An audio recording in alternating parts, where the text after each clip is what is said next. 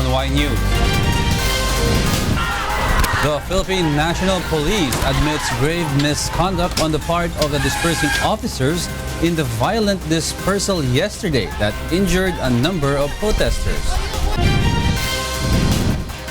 The Philippines and China signed bilateral trade agreements and further diplomatic and defense cooperations.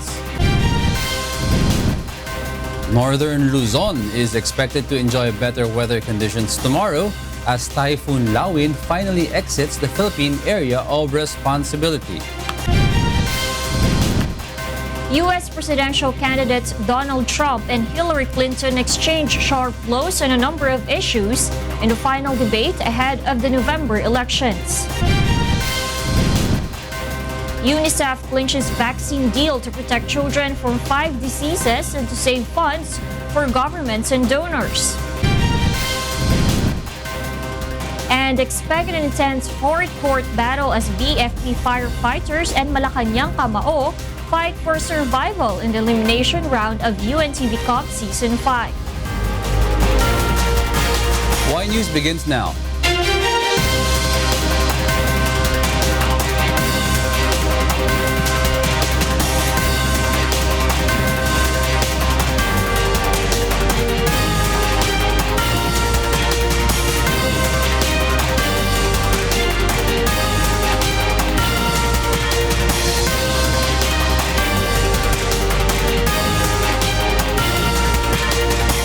UNTV News and Rescue Command Center. This is Y News with Angelo Castro III and Darlene Basingan. Good evening. The Ombudsman will close a number of dump sites starting next year. Monokson will tell us why. More than 100 illegal dump sites scattered all over the country will be closed down by the Ombudsman as part of the strict implementation of the Ecological Solid Waste Management Act or RA 9003. Aside from this, the Ombudsman has started investigation on some local government officials that permitted the operation of illegal dump sites. We will see sustained investigation of mayors, vice mayors, Sangguniang Bayan members, environmental protection officers, and there will definitely be sanctions that will be imposed by the Office of the Ombudsman as well as indictments filed in court. Currently, 29 open dump sites in Bataan, Bulacan, Nueva Ecija, Pampanga, Cavite, Batangas, Rizal, Quezon, Oriental Mindoro, Aklan, Iloilo, Cebu, Samar, and Leyte have been shut down by the Ombudsman. And before the year ends, the Ombudsman is set to close more than 50 illegal dump sites. Ombudsman Conchita Carpio Morales assures fair enforcement of the law. The Environmental Ombudsman is keen on prosecuting cases that involve whether big or small fishes. Aside from the closing down of illegal dump sites, the Environmental Ombudsman will start the investigation and crack down of illegal mining and logging activities.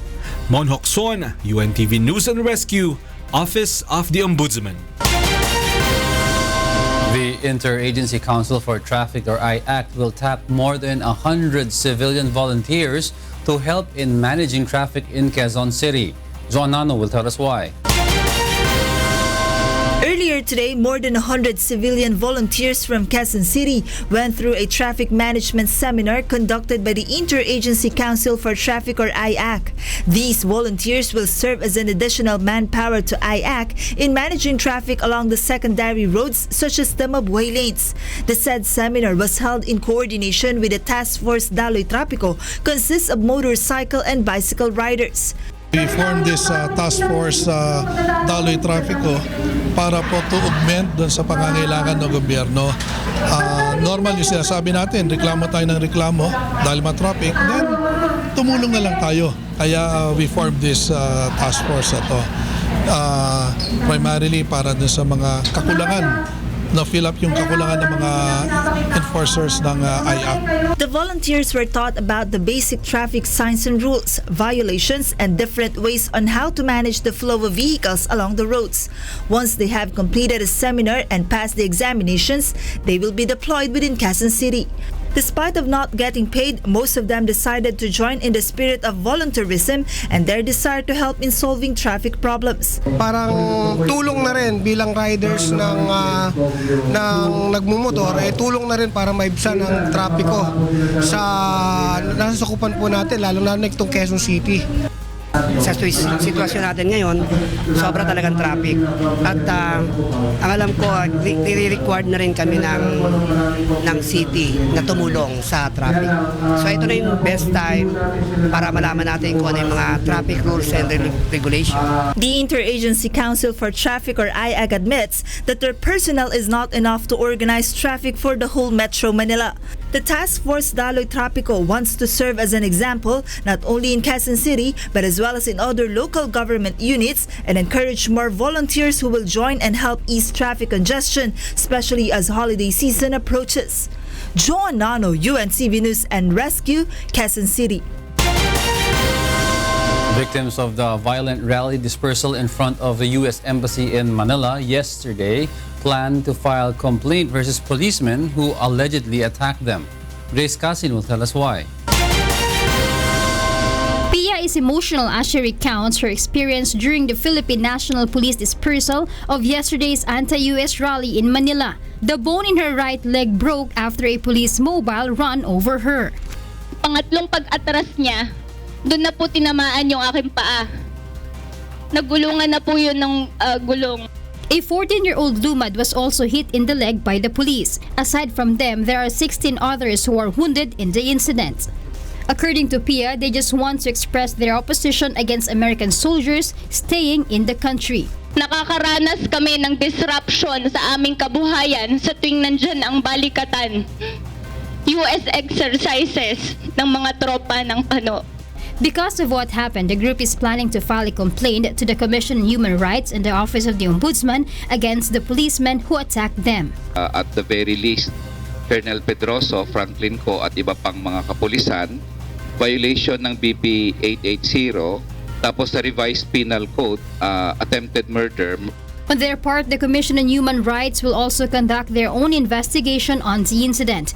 We have to look whether the use of force was necessary and was to the extent required, and if it was proportionate to the provocation given to the policemen on the ground. In the lower house, Bayan Muna Party List filed a resolution seeking for an investigation of the dispersal. Sa tingin namin hindi sapat, no, kailangan masampahan sila ng administrative and criminal charges at the maximum, no, ay matanggal sa posisyon itong mga opisyal na ito. Grace Casin, UNTV News and Rescue, Quezon City. Charges are underway against the police officers involved in the violent dispersal of demonstrators. Leah Ilagan will tell us why. The Philippine National Police has identified lapses on the part of 9 police officers of the Manila Police Districts during the violent dispersal of demonstrators yesterday in front of the U.S. Embassy.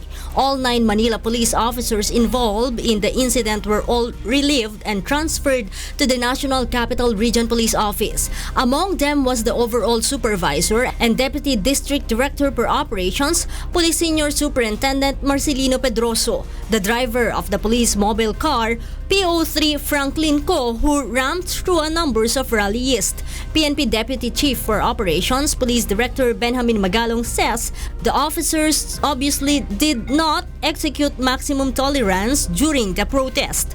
Kitang-kita naman namin na talagang walang sapat na dahilan para gawin nung driver yon. Wala ring sapat na dahilan para saktan yung isang rallista na nagmamaneho ng sasakyan. These are the things na talagang tinitingnan namin at tinututan namin ng pansin. We will be conducting a very, very exhaustive and very objective investigation. On the part of the NCRPO OIC Police Chief Superintendent Oscar Albayalde stresses that the entire police force is equipped with proper knowledge on how to deal with demonstrations as they undergo regular training on civil disturbance management. We have constantly reminded our personnel. Sa MPD, meron nga silang stress management program dyan. It's because of these kinds of activities, yung mga frequent rallies, yung mga protests.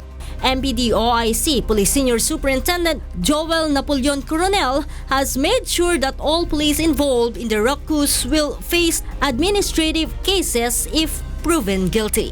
He may be held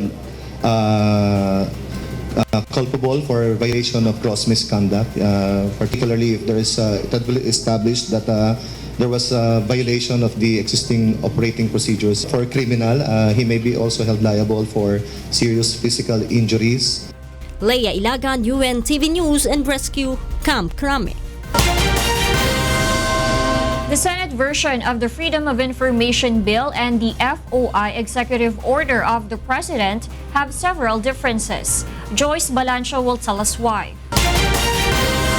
Senator Grace Poe has sponsored in the Senate plenary her committee's version of the Freedom of Information Bill. In her sponsorship speech, Poe took pride of the bill that incorporated 14 versions filed by various senators. Unlike in the President's Executive Order or EO, which covers only agencies and departments under the executive branch, the Senate's FOI bill will also include the legislative and the judiciary branches. Statement of assets, liabilities, and net worth or SALN of the President, Vice President, Cabinet members, senators, congressmen, and court justices will have to be uploaded into the government websites. Our FOI bill provides for proactive disclosure such that certain information must be published or accessible to the public. Requests for information can only be done in written form under President Duterte's EO, but in the FOI bill, requests can also be sent electronically or through verbal means for the illiterate and those with disability. These requests will be processed within 15 days. Anyone who is found to have concealed, edited, modified, or tampered information will be liable. Under the EO, they can face administrative charges, but under the FOI bill, infringements will be meted out with fines ranging from 10,000 to 100,000 and can also be imprisoned up to 6 months. We need to cultivate a culture of transparency and accountability. We need to create an environment where ordinary citizens are fearless enough to ask important questions and have the audacity to demand the truth. This is the second time that Senator Grace Poe sponsored on the floor the Freedom of Information Bill. This was passed in Senate in 2014 but was not approved on the third reading in the House of Representatives. Joyce Balancho, UNTV News and Rescue, Senate of the Philippines. A lawyer claims that high-profile inmates in New Bilibid prison were not only asked to contribute to the senatorial campaign of a former cabinet member. He asserts that his clients were also encouraged to buy their liberty. Roderick Mendoza will tell us why.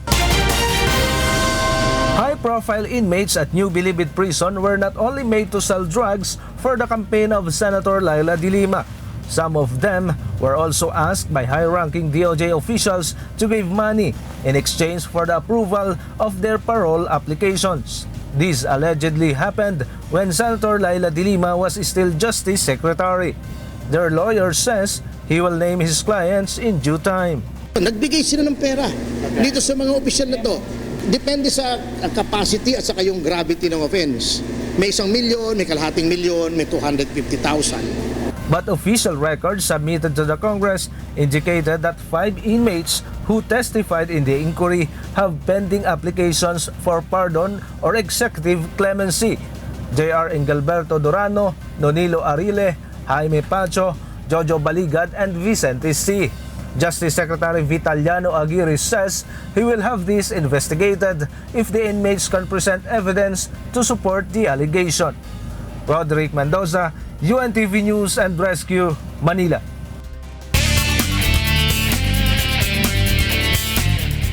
The flow of vehicles is heavy in many major roads in Metro Manila. Aiko Miguel is at Quezon Avenue to tell us why, live. Yes, Aiko. Good evening, Darlene. Number coding scheme is suspended today due to Super Typhoon Lawin, and of course, traffic congestion is likely experienced in most of the major thoroughfares in Metro Manila. Let's take a look first at the traffic situation along EDSA. Expect heavy traffic in both lanes of Santolan, White Plains, Connecticut, Ortigas Avenue, along SM Mega Mall, Shaw Boulevard, Reliance, Pioneer Boni, Guadalupe, Orense, Calayan, Australia, Buendia, Ayala Avenue, Arnaiz Pasay Road, and in Malibay. Motorists are advised to find alternate thoroughfares. There is also an ongoing Skyway Stage 3 works along Osmeña Highway and Quirino Avenue. Traffic is also heavy there. And an ongoing DPWH drainage rehabilitation along the southbound of EDSA Tramo. One lane is occupied. Expect heavy traffic in the area. Motorists will also experience somehow light to moderate traffic in both lanes of Balintawak, Kaingin Road, EDSA Muñoz, Bansalangin, North Avenue, and in Trinoma. It is also convenient to travel along both lanes of Quezon Avenue since traffic is light up to this time. The north and southbound of Nia Road, Timog, and Kamuning have moderate traffic. You can also view in your TV screen the live traffic points in different parts of Metro Manila. From Guadalupe going to Shaw Boulevard, heavy traffic is experienced. And from Orense to Ayala, expect heavy traffic. From Cubao to Q-Mart, traffic is moderate. And from Q-Mart to Cubao, light traffic will be experienced by motorists. From Sucat Road, Parañaque, going to Sucat Avenue, you can experience moderate to heavy traffic. And going to NAIA Terminal 1, there is moderate traffic. From España Blumentritt going to UST, moderate traffic is expected. Going to Welcome Rotunda, there is moderate traffic. Darlene, the public is advised to monitor traffic advisories whether the number coding scheme will still be suspended or be lifted tomorrow. And motorists are always reminded to obey traffic rules. Keep your eyes on the road while driving. Have a safe travel. That is the latest traffic update. Back to you, Darlene. Thank you, Aiko. And that's Aiko Miguel reporting live from Quezon Avenue. Next in Y News. The Philippines and China signed bilateral trade agreements and further diplomatic and defense cooperations. And northern Luzon is expected to experience better weather conditions tomorrow as Typhoon Lawin exits the Philippine Area of Responsibility. Y News will be right back.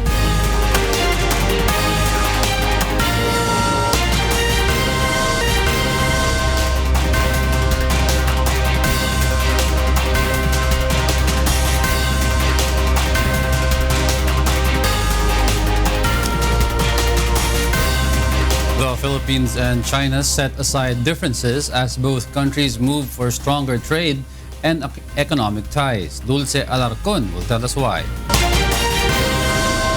Chinese President Xi Jinping and the visiting Philippine President Rodrigo Duterte oversaw the signing of a series of bilateral agreements between the two countries this afternoon.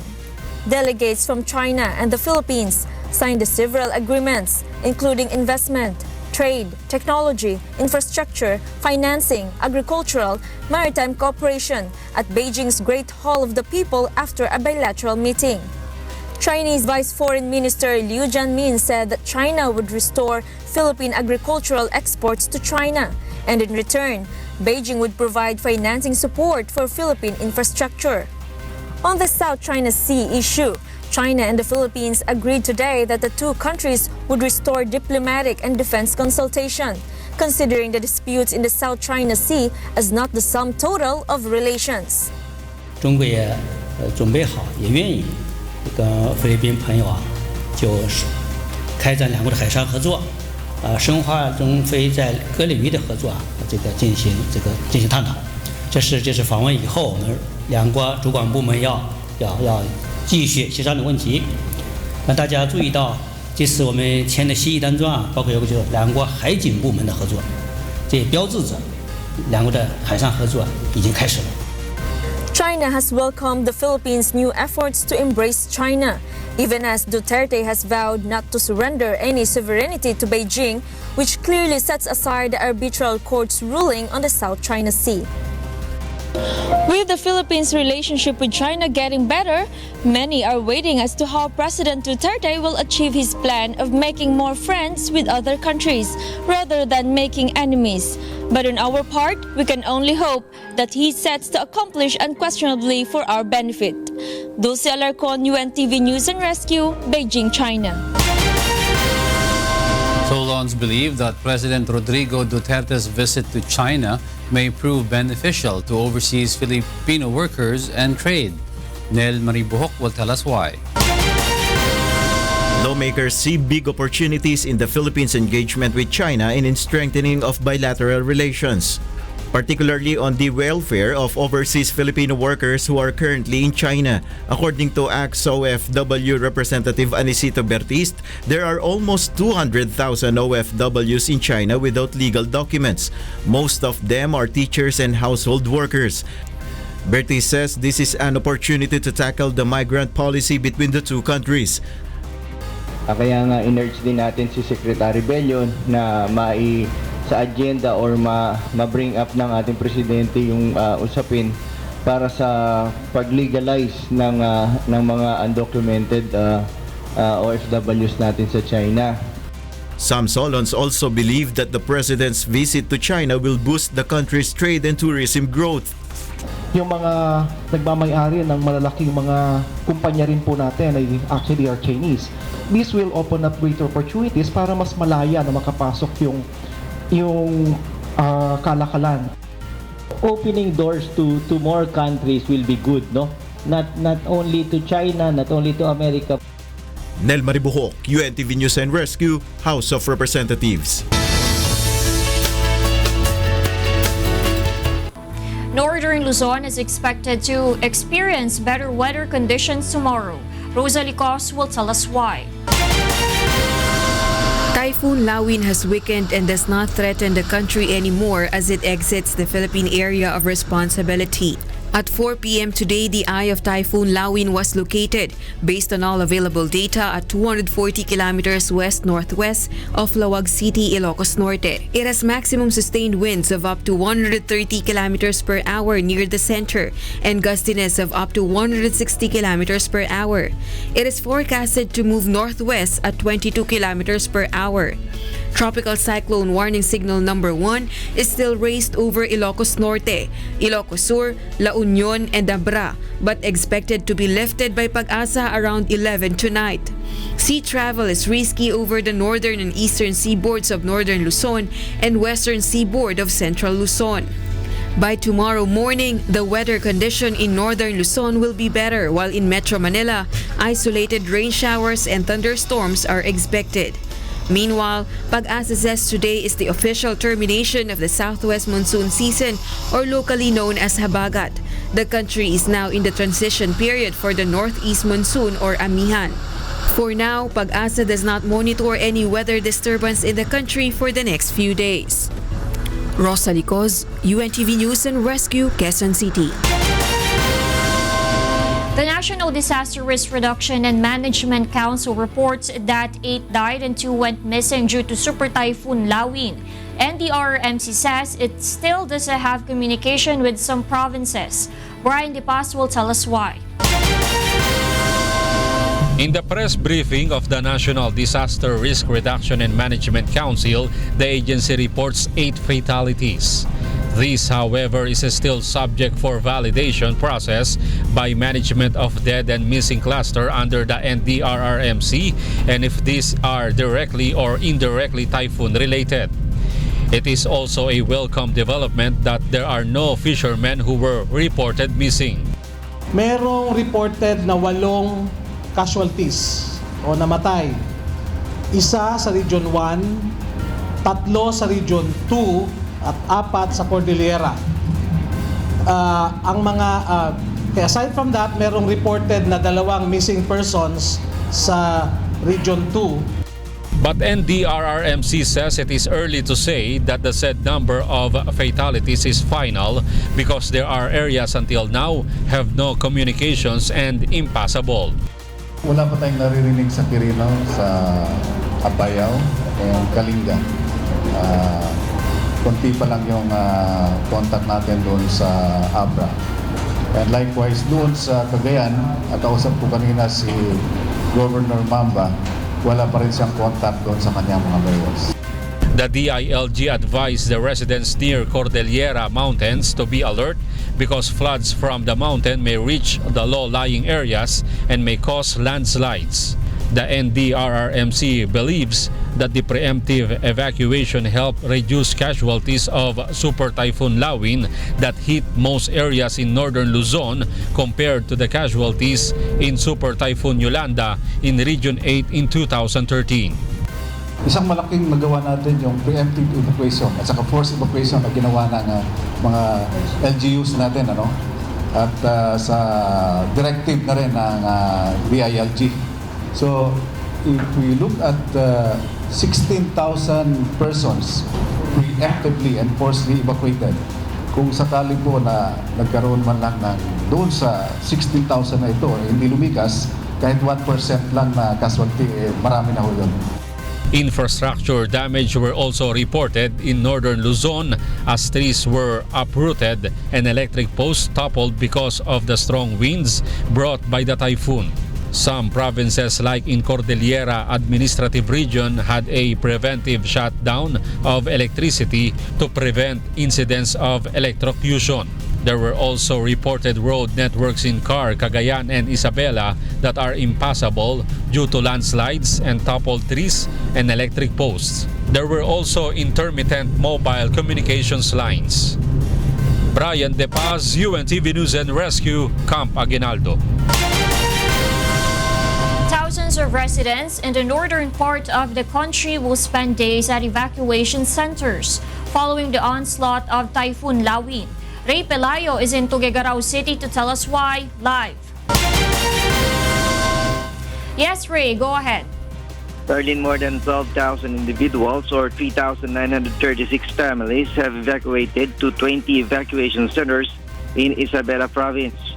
According to Provincial Disaster Risk Reduction and Management Council, Officer in Charge Edmund Guzman, Northern Isabela was severely affected by the Super Typhoon Lawin.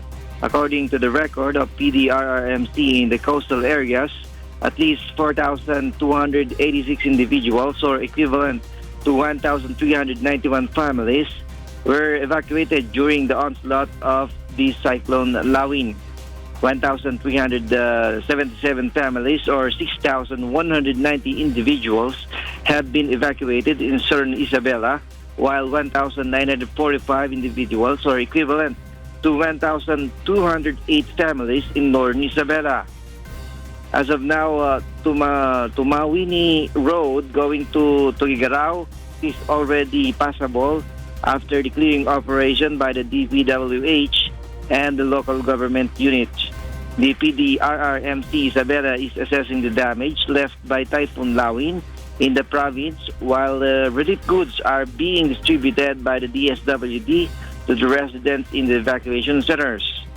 In Benguet, landslide incidents were recorded in Cannon Road, Long Road in La Trinidad, Baguio to Bontoc Road, and Tublay Road to Altoc in La Trinidad. Obstructions have already been cleared and roads are now open to motorists. In Tuguegarao here, power lines are still down in most parts of Tuguegarao. Residents queue at gas stations to buy fuel, as most residents and establishments are dependent on lamps and generator sets. Including the Office of the Civil Defense here in Tuguegarao, which is also among the badly damaged. That's why they cannot provide us yet with exact information as to the extent of the damage, because they are still doing their best effort to fix their equipment and salvage pertinent documents. As of this moment, the effect of the cyclone has weakened and residents have begun clearing and fixing the damages brought about by Super Typhoon Lawin. Back to you, Darlene. Thank you, Ray. And that's Ray Pelayo reporting live from Tuguegarao City. The number of stranded passengers at ports has decreased as port operations goes back to normal as Super Typhoon Lawin weekends. Aiko Miguel will tell us why. For more than 2,000 stranded passengers listed by the Philippine Coast Guard at port areas in the country, the number went down to only a little more than 50 today. There are only 20 at Bicol Port and only 38 are stranded at Apari and San Vicente ports in northeastern Luzon. Shipping vessels have also started sailing this morning, while port operations in the country are back to normal. As of 9 o'clock this morning, pinayagan na yung mga sasakyang pandagat sa Bicol except sa isang port, yung Pasakaw.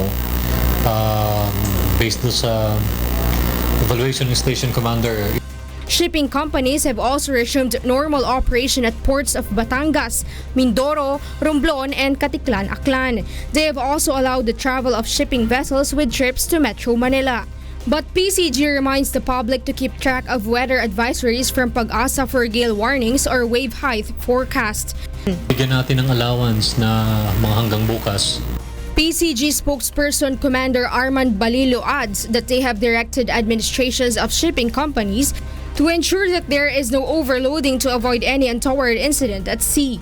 The Philippine Coast Guard is thankful that there are no reported missing persons in the coastline of northwestern Luzon, particularly in Pangasinan, Ilocos Norte, and Ilocos Sur. Aiko Miguel, UNTV News and Rescue, Philippine Coast Guard. In times of subsequent storms that damage agricultural lands, a little knowledge in urban farming would be a big help. Rosalie Cos will tell us why. Bukod sa tinuruan sila magtanim, ano yung mga ways para makapag-harvest sila during the rainy season. Kasi may mga varieties naman talaga na tolerant, not necessarily resistant during or pwedeng itanim during the rainy season, but with a combination ng cultural practices, ng cultural management, is pwedeng maka-harvest. 75 students from various parts of Luzon formally completed their free urban farming studies. In a farm school, they were taught how to fix farms and soil and how to properly create canals to ensure the growth of vegetables.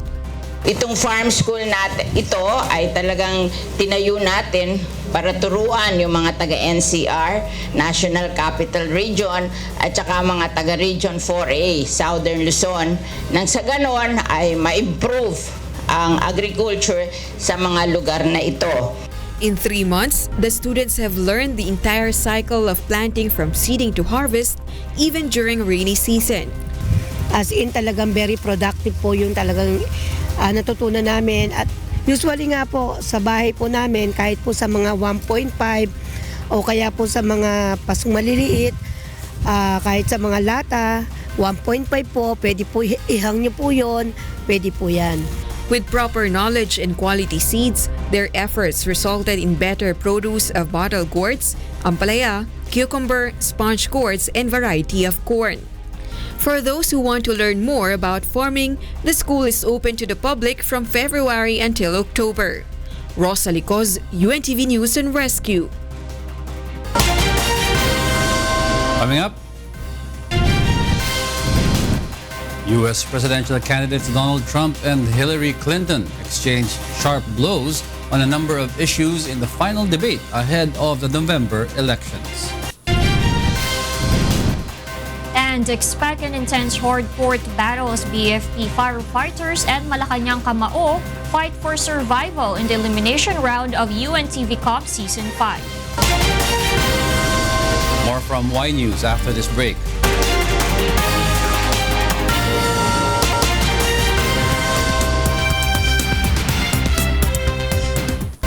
U.S. presidential candidates Donald Trump and Hillary Clinton entered the final debate, both hoping to get past concerns about a number of issues days before the big day.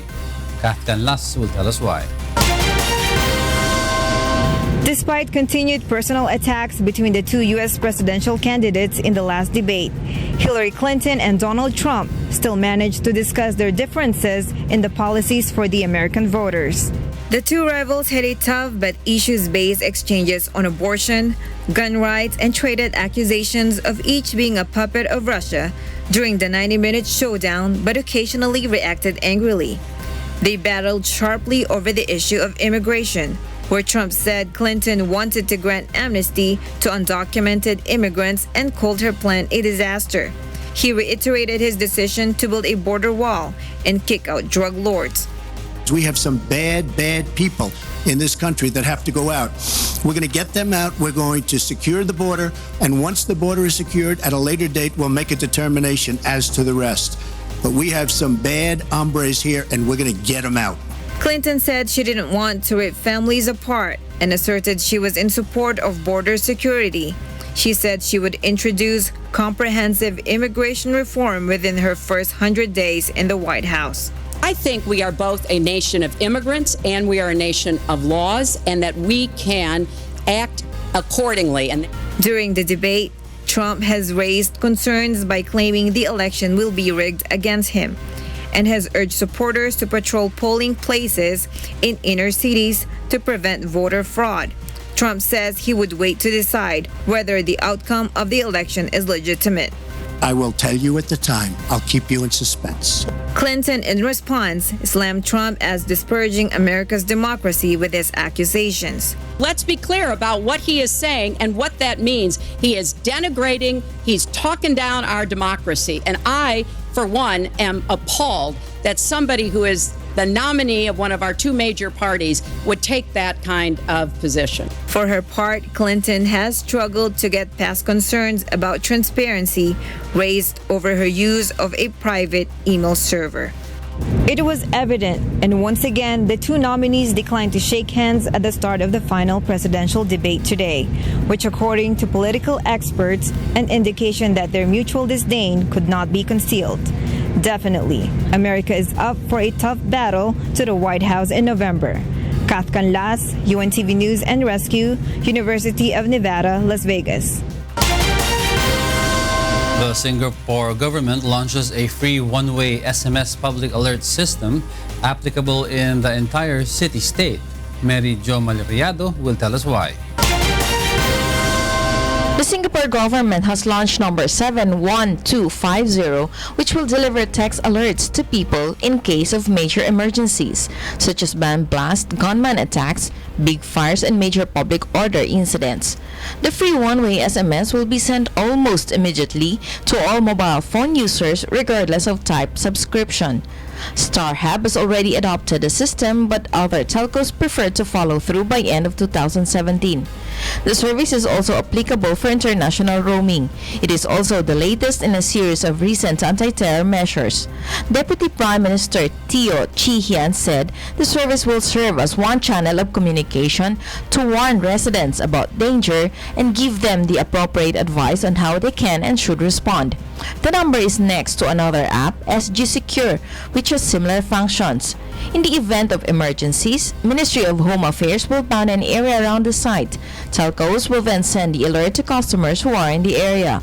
The public welcomes the app as beneficial. Personally, I think it's a great idea that the government has started using this SMS to talk about any dangers that might happen or any emergencies that might happen, because there's then that way the people are connected and then they know what's going on. Oo, in favor ako doon kasi maging updated kami dito sa Singapore kung anong latest happening at saka kung mayroong mga mangyayari na mga emergencies, at least alam namin at saka aware kami, hindi kami matitreaten, magiging ready kami. The government explains that since not everyone has internet connection on their phone, like the elderly, SMS is the ideal approach to cater for all mobile phone users. Similar alert systems are used in Europe, Australia, Japan, and South Korea. The government believes that this SMS application will reach a wider group. The Singapore police intercepted several threats against the nation's security, and this added platform will ensure the safety of the people and their territory. Mary Jo Maleriado, UNTV News and Rescue, Singapore. A shoe factory in Lima, Peru went ablaze and killed 3 volunteer firefighters. Meanwhile, a bagel shop in Portland, Oregon exploded, leaving 7 people injured. Marge Navarro will tell us why. In the United States, 3 firefighters, 3 civilians, and a police officer were injured on Wednesday after a natural gas leak caused an explosion at a bagel shop. The explosion destroyed the Portland Bagel Works restaurant and triggered a 4-alarm fire. Nearby businesses in the trendy shopping area were also damaged. According to Portland Fire and Rescue, no fatalities were reported from the blast and the injuries were not life-threatening. It is unclear what ignited the blast. In Mexico, authorities hunt for the culprits who murdered a Mexican federal judge who presided over appeals from high-profile drug kingpins in recent years. Judge Vicente Bermudez was fatally shot in the head outside his home on Monday, October 16. He handled several legal challenges lodged by lawyers for Joaquin El Chapo Guzman, the jailed leader of the Sinaloa cartel, as well as Miguel Trevino, ex-leader of the Zetas cartel. President Enrique Peña Nieto has ordered his Attorney General to investigate the murder, but he did not provide additional information about the case. Precisamente en este contexto, hoy he de lamentar la información que tuve hoy por la mañana del atentado sufrido para un juez allá en el Estado de México, un juez federal, Vicente Antonio Bermúdez Zacarías, quien lamentablemente falleciera, y he dado indicaciones a la Procuradora General de la República para que atraiga este asunto, se realicen las investigaciones correspondientes y se pueda dar con los responsables de este muy lamentable hecho. And in Peru, 3 volunteer firefighters died in Peru's capital city after a blaze consumed a shoe factory in the Lima district of El Angostino and part of a storage facility that held medical supplies belonging to the health ministry. Several other firefighters were reportedly injured, 2 of whom suffered from asphyxia. Investigators are looking into the exact cause of the fire and suspect it was sparked by a spill of chemicals used in shoe manufacturing. Marge Navarro, UNTV News and Rescue, Philippines. A new vaccine deal signed by the United Nations promises to generate more savings for donors and governments. Robbie De Guzman will tell us why. The United Nations Children's Fund, or UNICEF, has announced a deal with 6 vaccine suppliers to treat 5 childhood diseases at 84 cents a dose, half the price that the agency currently pays. An estimated 5.7 million deaths a year could be averted under the deal to send 450 million doses to 80 countries between 2017 to 2020, the agency added. The agency also announced yesterday that in the next 3 years, it will purchase 450 million doses to send to 80 countries, preventing an estimated 5.7 million deaths per year. The new pricing can also be accessed by governments who self-finance procurement of this cost-effective vaccine. It will generate over $366 million in savings for donors and for governments.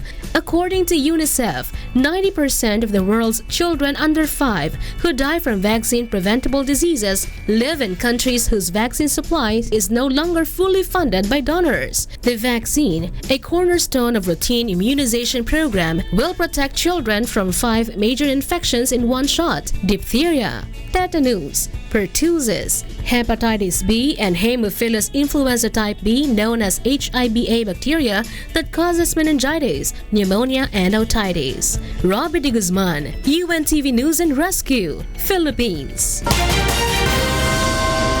More than 2,000 residents of Bulacan have thanked UNTV Serbisyong Kasambahay and members Church of God International.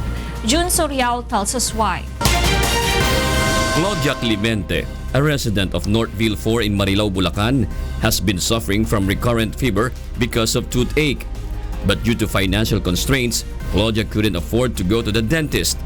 That's why when she heard of a free medical mission in her town, she went there immediately to have her teeth extracted for free. Maraming salamat. Nabunutan po ako ng 2 ngipin sa tulong ng medical mission na pinangunahan ni Brother Ailey Soriano at Brother Daniel. Napakalaking tulong po sa amin ito, katulad nung wala kaming pambayad sa pabunot ng ngipin. 70-year-old Telma Yasmin, who has a blurry vision, also availed of the medical services. Telma was delighted to receive free eyeglasses. Nagpapasalamat po ako sa serbisyong medical mission. Napakagandang bagay po sa amin ito sa mga mahihirap na bigyan po ng ganitong. Claudia and Telma were among the more than 2,000 residents of Marilao, Bulacan who sought assistance from the free medical mission conducted by UNTV and members Church of God International in Barangay Lambakin. The Philippine Marketing Association is among the partners of UNTV in conducting the public service activity. At marami pong salamat sa pagbigay nyo ng pagkakataon sa amin makasama kayo. At sa uulit po, wag po tayo makakalimot. Sabay-sabay po natin gawin ito. Over 2,100 residents benefited from the free medical, optical, dental, laboratory check-up, and were given free medicines. Maraming salamat, Brother Ere, at saka si Brother Lason sa pagpabigay ninyo ng medical mission na ito dahil napalaking tulong po sa aking mga kabarangay, lalong-lalo na po sa mga kapuspalad na aming nandito sa aming barangay Lambakin. This is the second time UNTV and MCGI conducted a medical mission in Barangay Lambakin. Jun Suriao for Serbisyong Kasangbahay. Chris Froome believes that the 2017 tour could be very aggressive. Meanwhile, Rafael Nadal opened his own tennis academy. Aaron Romero tells us why. World number 6 tennis player Rafael Nadal officially opens his international tennis academy in his hometown of Manacor in Spain. Nadal was joined at the ceremony by old rival Roger Federer. Rafa Nadal Academy will be a high-performance center in which talented youngsters from all over the world will be able to practice their sports as well as study. Asked about his future and whether he has considered retirement, the Spanish tennis player said, if you start to think when you're going to retire, then the work is not 100% focused on what you really want to do. And so I cannot say and I cannot think about it now. Meanwhile, organizers unveil an unconventional route for the 2017 Tour de France featuring many early climbs. Race director Christian Prudhomme peppered the 2017 course with steep climbs, 5 of them making their first appearance on the tour and many early in stages, which will start in Dusseldorf on July 1st and go through 5 countries before ending in Paris on July 23. For 3-time Tour de France winner Chris Froome, the route was light on the time trials that have helped him in the past. The 2017 Tour de France route certainly opens the door to be a very aggressive Tour de France with such few time trial kilometers, only 23 kilometers plus a prologue. It's going to be a race that's won or lost in the mountain. Aaron Romero, UNTV News and Rescue, New York.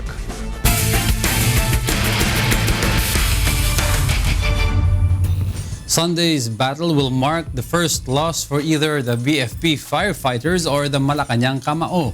Bernard Dadis will tell us why. Labanan. Oh, look at him go. Look! Faster by just an inch. Here's a drive by Jimenez. It'll go. Head coach Ramon Garcia of the Bureau of Fire Protection or BFE Firefighters is highly confident of pocketing another victory in his team's match against Malacanang Kamao, the League Season 3 runner-up team, after his side was able to defeat 2-time champion AFP Cavaliers in a recent game on the UNTV Cup hardcourt. High moral ngayon ng team ngayon. Maganda ang kumpiyansa ng mga team ngayon. On Sunday, the Kamao and Firefighters are expected to step up their play to maintain a no-loss record. That is why both head coaches are gearing up their teams. Still, we have to practice pa rin. Doon pa rin nagsisimula sa practice. Maybe we have to again make some adjustments sa half-court offense naman namin.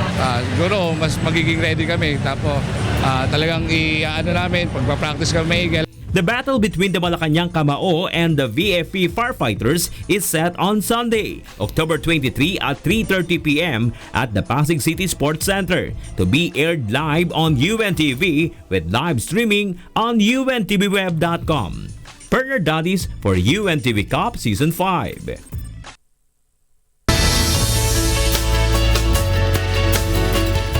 A former military officer can now perform household tasks even without a missing right arm. Monokson will tell us why. More than 100 illegal dump sites scattered all over the country will be closed down by the Ombudsman as part of the strict implementation of the Ecological Solid Waste Management Act or RA 9003. Aside from this, the Ombudsman has started investigation on some local government officials that permitted the operation of illegal dump sites. Sergei Galtsev used to be a Soviet army captain 3 decades ago.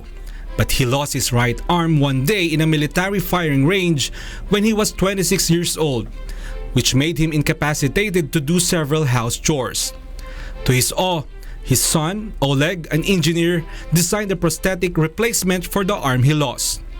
Где-то на 3 недели в деревне там его, скажем так, очень-очень активно эксплуатировал в плане там и дрова пилили им, и траву косили, и, то есть что только с ним делали, то есть как бы в таких полевых боевых условиях его испытывали.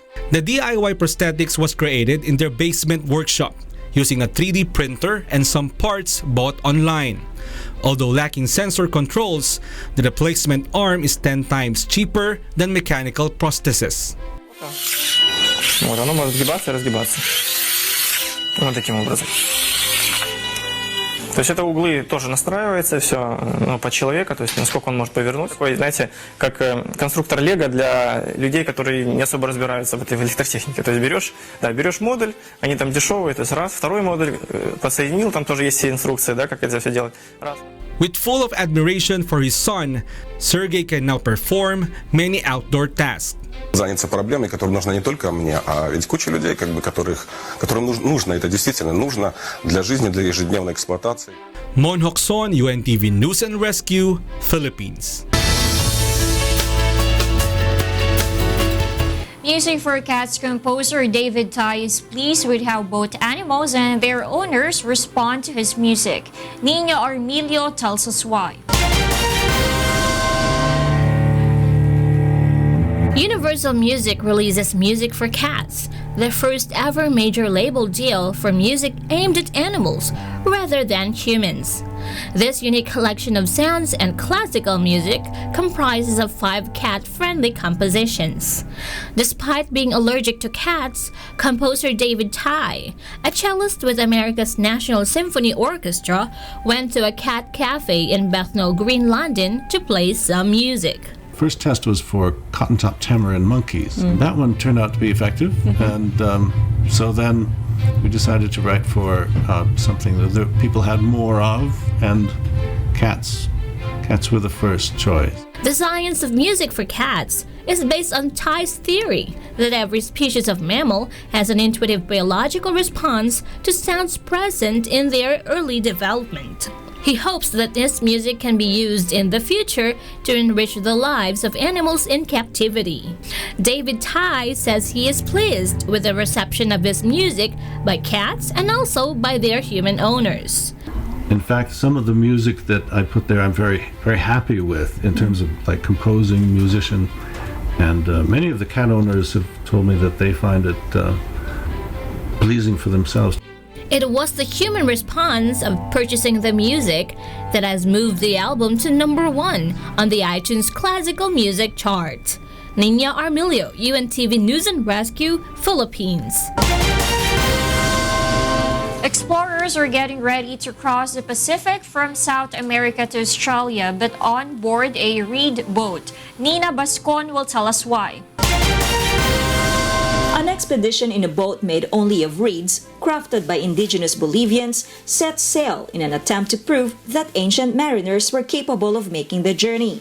Phil Buck, a 51-year-old explorer from the United States, will captain the Viracocha 3, set to depart from the northern Chile in February on an expected 6-month journey.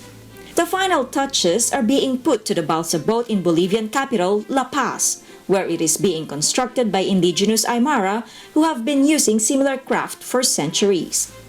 In a bid to show that it was possible for Aymara or other South Americans to have made a trip in pre-Columbian times, Buck said the international crew will use bamboo water containers and eat quinoa, potatoes, and fish from the ocean. Unlike the sailors of the past, though, they will send daily updates to social media. Maritime law stipulates that they will also have to carry modern GPS and navigation systems. Their first stop-off is scheduled to be the remote Polynesian island of Mangariva, after around 60 days at sea, then to Tahiti, Fiji, and then Sydney, a journey of some 10,000 nautical miles. Buck spoke about the importance of the exploration. Yeah, I find that the fact that we're exploring space and Mars, especially today, it's a big event happening, a landing, is fascinating to me, and that yet here on Earth there's so many things left to explore, especially in the deep oceans, and there's expeditions like this that they don't measure up to Mars exploration by any means, but there's still things to do, there's still things to show, and I think it's very important that we keep seeking out new horizons and exploring Earth and space. Indigenous Aymara, Gregorio Casires, was confident the Reed boat would make the crossing. Hiskipachakino, hiskpacha, pero kadakaha, maka tercera vez lo rapka, hachpachaje, hachpacha, kunalay ko tekpa hachaha, akacha kotanja y hasta ka krotek porinya pa exuka kamahia, porinya pataki aka hacha barco yam plurapka hermano periodista, pero okaha, ka kotanach navigane novega sarantawani kot hiskanaka naira pachanaka hiskakina ko to kahne tanto resultat surkanta ka kotan pero gite chaga ka hachahi ukata ka porinya pa ka ukrotek porinya pa gi hal porinya pa ukoto kata hachpach lorap hermano periodista. Buck's expeditions are inspired by the 1947 trip of Norwegian explorer and writer Thor Heyerdahl, who crossed the Pacific in the Kon-Tiki balsa reed raft. A Kon-Tiki-2 attempt earlier this year foundered after bad weather forced the expedition to call the Chilean Navy for rescue. Nina Bascon, UNTV News and Rescue, Melbourne, Australia. Those are the reasons behind the news, October 20, 2016. I'm Angelo Castro III. Reasons we delivered to you as they unfold. I'm Darlene Basingan. Because we need to know, we will always ask why. Thank you for watching. Why News.